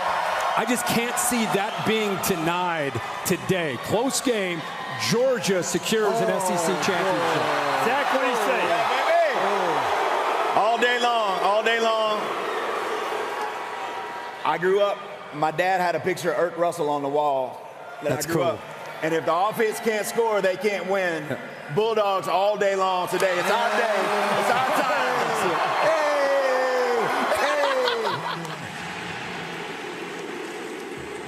Taken just inside the 1. McIntosh got a little seam, and he got out to the 25. Good return. Bennett scanning the field, running out of time, and down he goes way back around the 24-yard line, and it's Dallas Turner. Bennett wants to go deep. Does. And caught by Burton. I beg your pardon, it's Pickens. George Pickens inside the 10. Bennett lofts it. Caught. Darnell Washington, touchdown. None of it's feeling too good for number 4. Here comes the blitz. Down the middle and on the fly. Jamison Williams, extra speed on the gas and gone. Touchdown. Just like that, Alabama with the answer. This has got to be a busted coverage. To us, it's Patrick Mahomes-like, and that one was.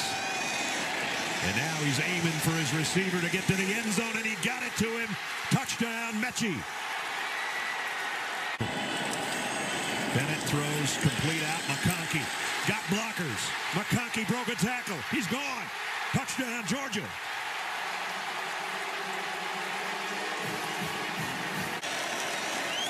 With Bryce Young. Young is going to take off running. Bryce Young, touchdown, Alabama. Does it with his arms, and now he does it with his legs. Field. Bryce Young drops. Plenty of time. Airing it out. Man's there. Jamison Williams, touchdown. 55 yards on a strike. Fake the pass to McIntosh. Bennett puts the brakes on and threw an interception. DeMarco Hellams. Pass intended for Bowers. There's the mistake Georgia didn't need. Of the quarter, full-out blitz. Bennett lobs one. Nobody home. Incomplete.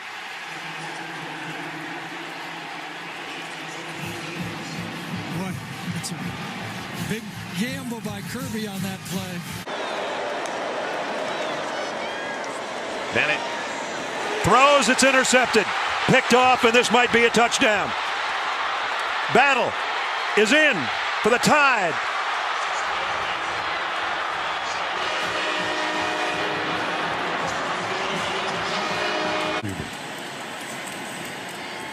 Here he is again.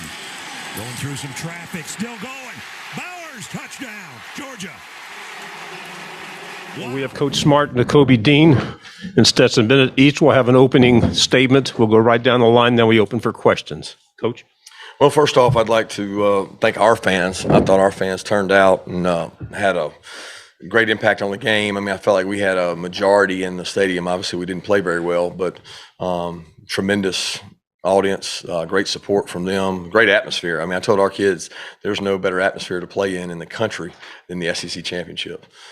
Just disappointed in how we played. Give Alabama a lot of credit. Give their defense and Bryce Young and their offensive skill players a lot of credit. They played really well, very accurate, explosive, and he's hard to get down on the ground, which caused us a lot of problems defensively. But we can't turn the ball over and give up 60 and 70-yard passes and expect to be successful. For the most part this year, we've executed well. We didn't execute well tonight, and that had a lot to do with them. So give Alabama credit, and we got a lot to work on. Stetson? We just didn't play our best game today. They did. Can't turn the ball over. Just little mental lapses that can't happen, that we're going to work on starting tomorrow, and hopefully get ready for whoever we play next. So let's see what the rankings are. We have the top 6 in now. College football playoff rankings presented by AT&T 5G. Let's start at number 6. Ohio State moving in. You know, we had a discussion, Joey, is at number 5. Yep. Notre Dame. So the committee had Baylor, I thought, underranked at 9 going in, and even that last-second stand didn't put them into the top 6. They're still Big 12 champions, still going to the Sugar Bowl. And no wins against teams that were ranked in the top 25 heading into this weekend. But if you've watched Notre Dame throughout the course of the year, they got a lot better in the second half of the season. Their last 6 games, they're winning 40-12. And they were doing it without their best player, maybe on the team, in safety Kyle Hamilton. Well, who's number 4? The Bearcats of Cincinnati. It's official. And there it is. I think, can you hear that celebration coming out of Cincinnati? Nipper Stadium. Show it or what? The Skyline chili is suddenly a little sweeter. The sound you hear is this glass ceiling idea. Oh, yeah. Yeah. Feels like the spot for Georgia, I would assume. And there they are. Okay. The Bulldogs had gone wire to wire at number 1, but then they lost to Alabama yesterday, sends them there, and now they can be the team that's put upon, the team that's doubted, the team that has something and to I prove. think Georgia becomes a much more dangerous team now. Oh, yeah. After losing a game and having a chance to finally go back to the drawing board and say, hey, we're not as great as we thought we were. Let's fix some things and be a better football And at the same time, probably feeling a little bit disrespected. A lot of players in that locker room probably feel like they should have only dropped down 1 spot to number 2. I thought so they a should have lot dropped of 1 spot to motivation number for the 2. Georgia Bulldogs getting ready to face off what we think is Michigan, but we'll wait. I don't. Who is number 1? We go to 1. There it is. Alabama is number 1, and that will put Michigan at number 2. So you got your matchups. Yep. Alabama, Cincinnati. Reese, when do you decide who plays in Georgia. what bowl game? When do you guys decide? Alabama, they don't. Can you clarify? Yeah, Alabama, do they choose or does the committee choose for them? They don't choose, but they get input. The athletic directors are called and asked, "What is your preference?" It doesn't guarantee that they're going to get that, but that's how it's done. There is Michigan getting together in the Wolverine Big Ten champions.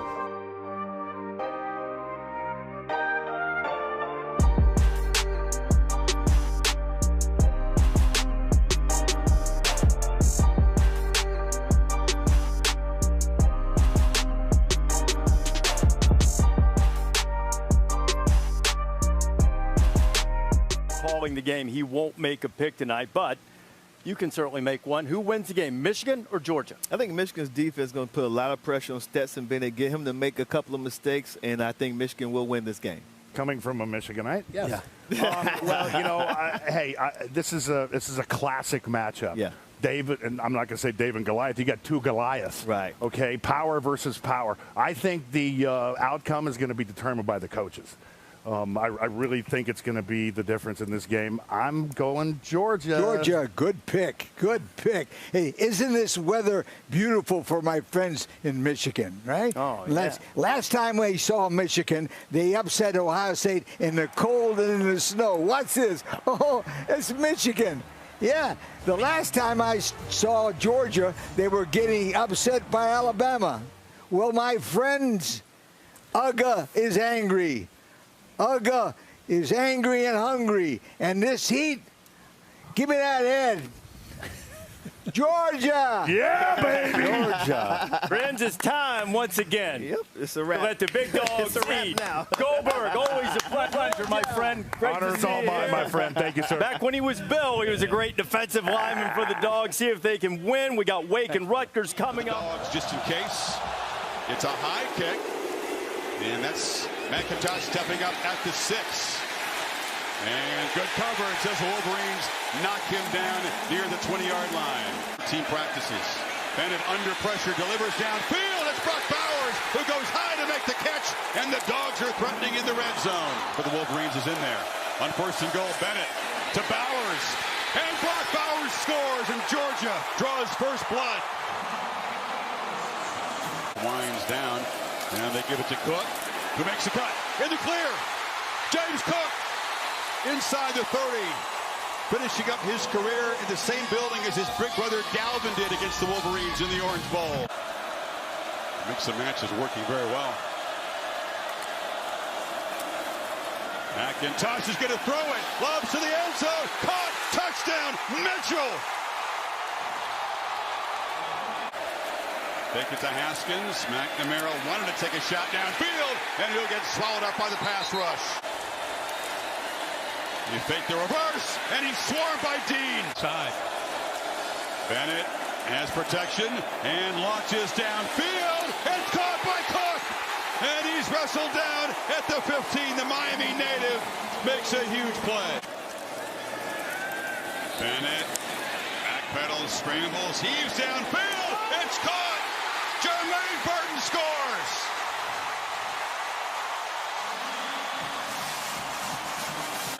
Make this deficit less imposing. 4-man rush, ball is out, and it's intercepted. From bad to worse, Darian Kendrick. McNamara launching for the end zone, a jump ball, and it's a second interception from Darian Kendrick. He was looking for Baldwin, he kind of broke it away, and Kendrick says, thank you very much. Corum could not, and lost the ball. It's on the ground, and the Bulldogs have it.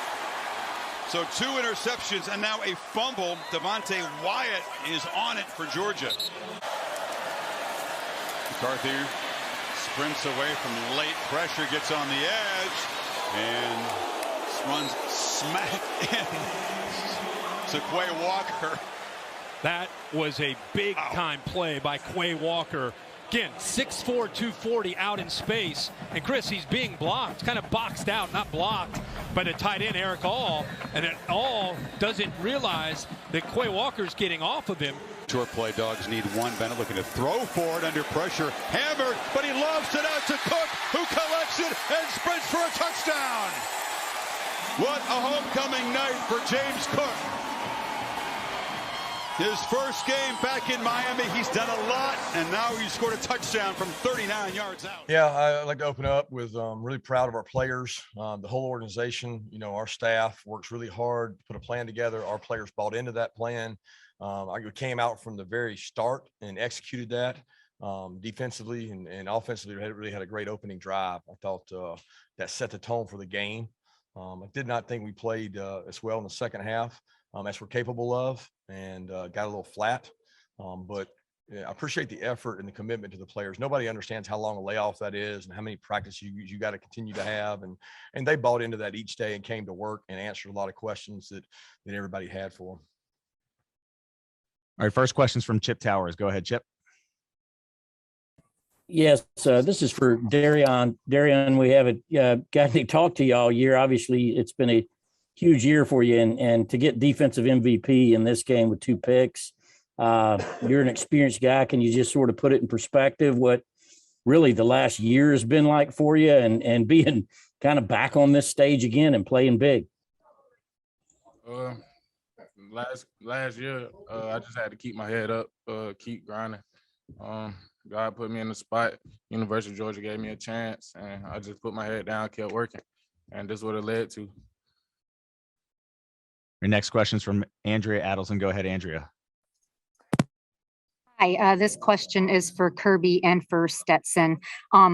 Stetson's performance, how much of a statement do you feel like that made to those who have been questioning him and the performance that he had against Alabama in the last game? I don't know. I don't get into much about statements. I really focus on performance and do things based on performance. And I thought he performed at a really high level today. He's been really focused the last couple of weeks. I think it's amazing to have a guy his age block out all the noise and just focus harder. It's almost like every time he hears noise, he just focuses harder on the game plan and what he has to do to execute. And you look at some plays he made out there with his feet. They couldn't account for his mobility and some of the plays he made with his feet, and just really proud of the way he prepped for this game. Yeah, like Coach Smart said, this game's all about how well you play. There's really nothing. I didn't go out there and play, well today in spite of people. I came out there and played well and worked hard throughout the few weeks we had off. Because my teammates needed me to do that, and we needed that to win. So as far as a statement, that's my goal every week, is to play that well.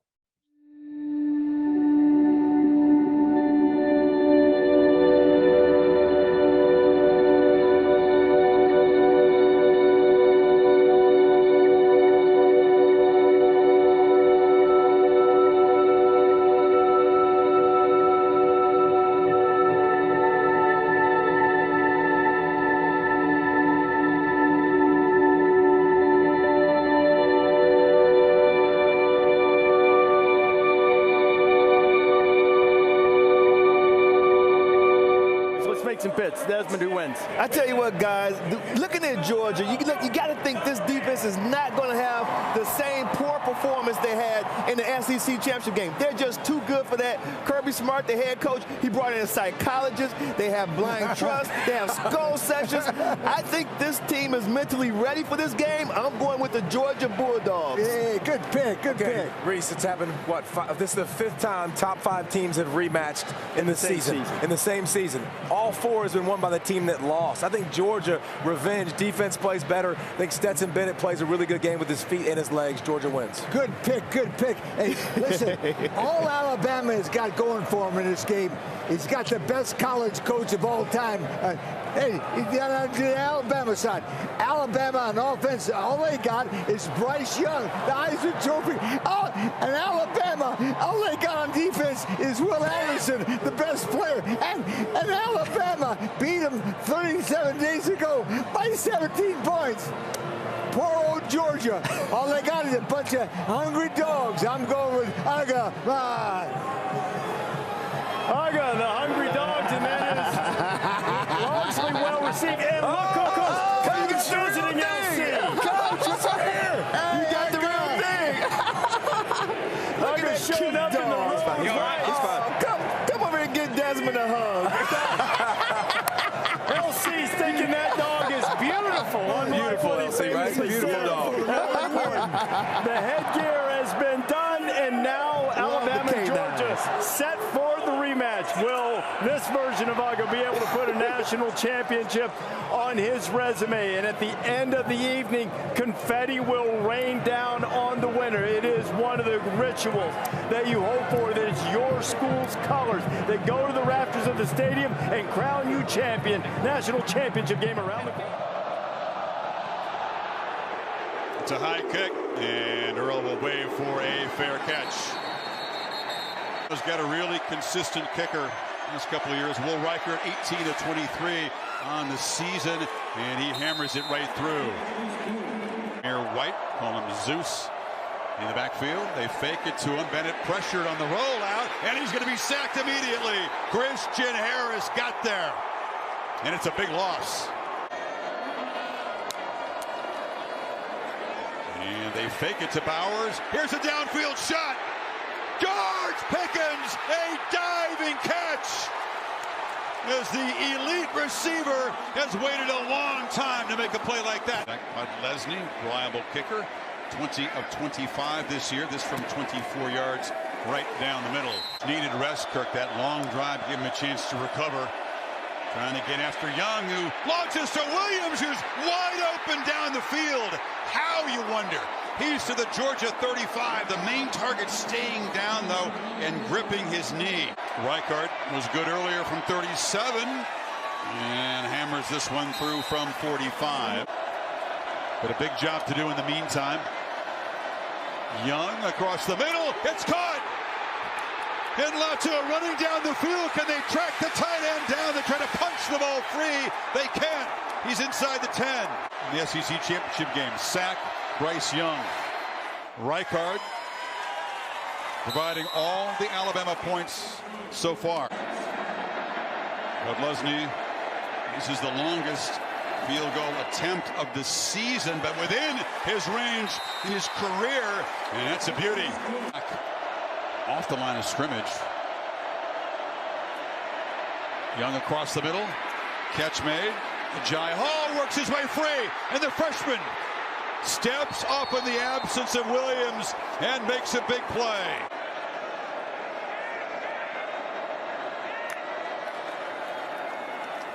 And White slips out of a tackle.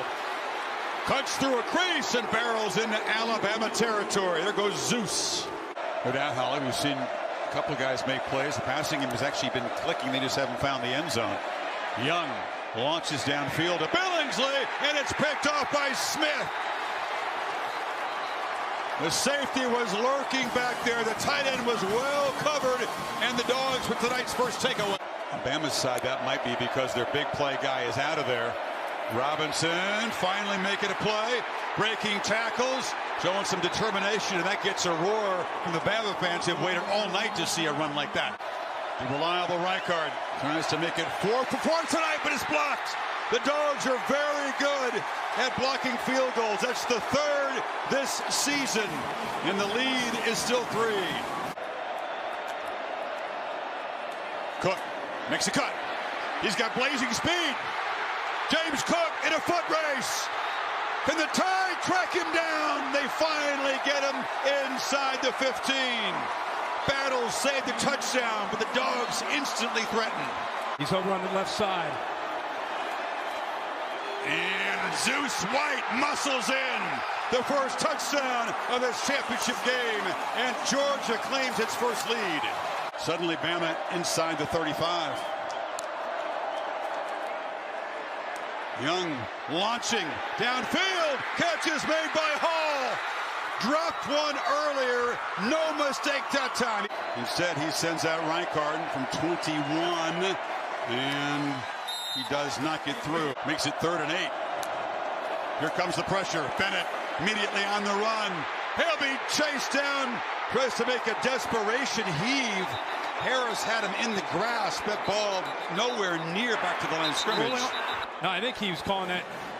I don't know if that ball came out of his hand before his arm came forward, but the referee was right there. Discussing whether perhaps was a fumble. Outside of bounds at the 15. He threw the beanbag down. Rolling on the field is a fumble. Recovered by the defense. First down. Pressure. Young. Touchdown! On the run, he found Latu. Tide's first touchdown, and Alabama reclaims the lead. Catch Cook with the electric run. And now on first down, Bennett was a long throw, and it's Burton who makes the play. Bowers hasn't yet gotten involved in this half. Keep in mind the tight end is their top receiver. Bennett hammered, pressured, and knocked down from behind. About 6'4", 245 pounds, and he pressures the quarterback with that same relentless approach. And that's too much speed and power for a pretty good blocking tight end, Fitzpatrick. Now another flag. Bennett launching. Mitchell. Caught it. Touchdown, Georgia. With a free play, the Dogs retake the lead. The spot at all. It's 3rd and 1. They're going to throw for it. Bowers has got it. He's got a blocker. Touchdown, Georgia. And here is a flag down, though. Hold on. There's a flag near the line of scrimmage. Bennett says it's on Bama. I think they hit him. I think they hit Stetson Bennett after he released the football. Jordan Battle on a blitz came through and hit Stetson Bennett in the face. You had a feeling the guy as talented as Brock Bowers, who's made an impact from the moment he arrived on campus, had a big game in the opener against Clemson. Personal foul, roughing the passer, number 9, defense. Result of the play is a touchdown. Georgia brings pressure. Young backpedals and delivers a strike across the middle to Robinson. First down. It's third down. Bryce Young's career. He need 10. Play clock at 4. From the pocket. Launching downfield. Underthrown and intercepted. Keely Ringo has an escort down the sidelines. All the way to the end zone. And Georgia is going to conquer the Crimson Tide.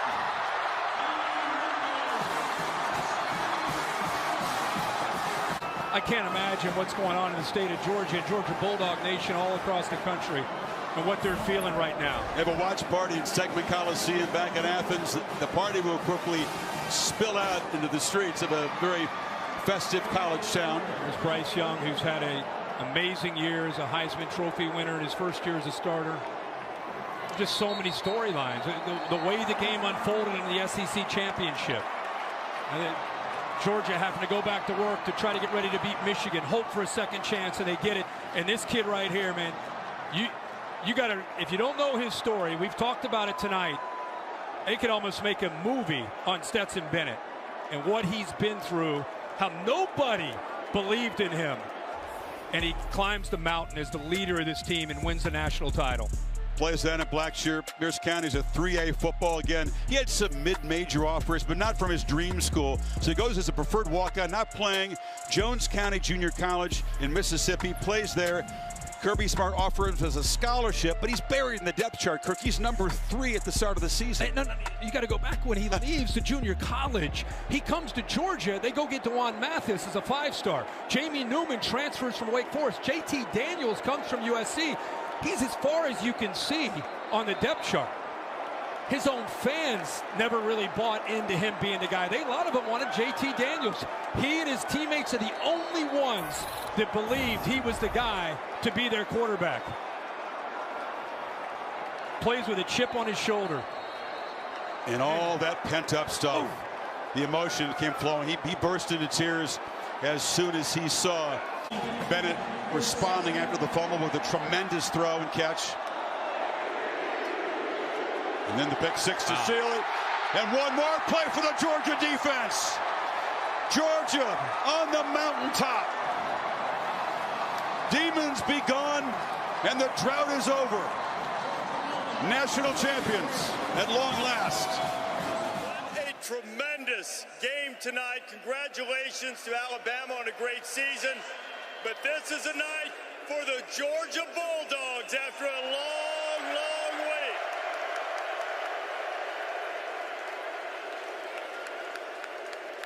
And now to present the National Championship Trophy to the Dogs is the College Football Playoff Executive Director, Mr. Bill Hancock. Bill. Thank you, Reese. I want to join you in congratulating Alabama on a great season. And now it's my privilege to present on behalf of the conferences and schools that manage the College Football Playoff, the National Championship Trophy to Coach Kirby Smart and the Georgia Bulldogs.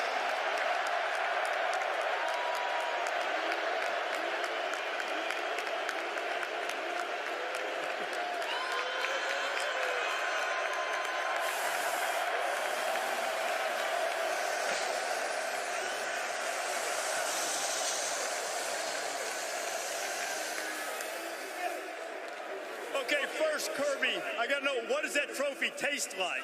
Well, I didn't get a full taste, but I can tell you this. There's going to be some property torn up in Indianapolis tonight, baby! Paraphrasing the great Larry Munson with that one. A few minutes ago, right before you came up, you said finally. You've had to try to keep your team in the right frame of mind to scale this mountain. What's the cathartic moment like to finally get to the top for you? It's surreal. Look at these fans and the people that traveled, that came up here with confidence that we were going to take this thing over. I can't tell you how many people reached out to me and believed. And you know who really believed? All these men right here. We told them before the game, we're burning the boats. The only way home is through them. And that's the only way you're getting home, and they did it. For the moment when the ball was in the air, before Keeley picked it off, Keeley Ringo, and had the pick six, what was that moment? What did you see in front of you? Actually, I saw about 1,000 drills we did during the year playing the ball with Keeley, and I knew he was going to catch it. I didn't know he was going to run it back, but I knew he was going to catch it, and what a big play and a big moment. First time since the 1980 season, Georgia is national champion. Kirby, congratulations. Thank you. And now, these Dogs have had some moments, and let's find the offensive player of the game, Stetson Bennett.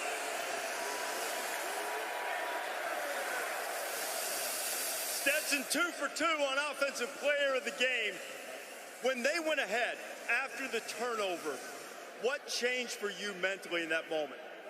You know, defense played such a great game all game. I wasn't going to be the reason that we lost this game.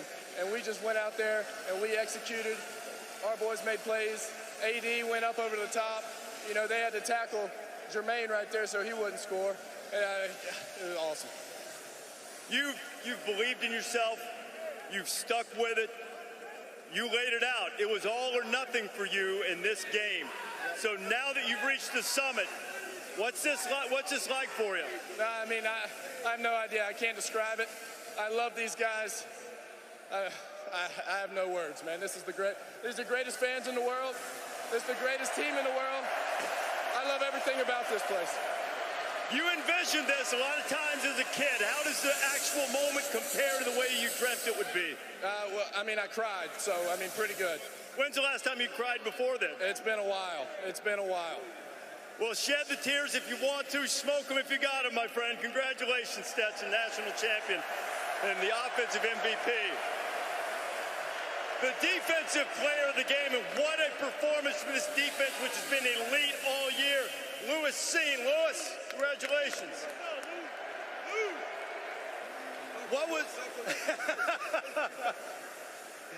was the significance of being able to stop them in the red zone, keep them out of the end zone for as often as you did? I feel like all these things are basically things we practice every day, day in and day out. So it was basically a routine. The goal was not to beat ourselves. It did basically just execute. Tell me what you saw on the game-clinching play when Keeley had the pick six. I just saw the ball in his hands, and that was all she wrote. And I basically went and celebrated with my team. This defense has been talked about as being one of the best in the modern era of college football. After this performance tonight in a national championship, where does this defense rank? Well, how should it be evaluated? I think our defense is definitely in the history books for what we've done all year round. Credit to the coaches, credit to the players, all the guys that we did this with. So we definitely made the history books. Lewis Seen, defensive player of the game. Congratulations. Dogs, national champions. And I guess, Chris, to join in what Kirby said and quoting the great Larry Munson, there might be some property torn up and the Dogs hunkered down one more time for a national championship. Reese, I fear for Athens, Georgia, which is a beautiful town, but this is a celebration long time in the making. A lot of heartbreak, a lot of tears of sadness, giving way to tears of joy tonight. It's frigid here in Indy. Fans haven't spent much time outside. Goodyear providing the aerial coverage.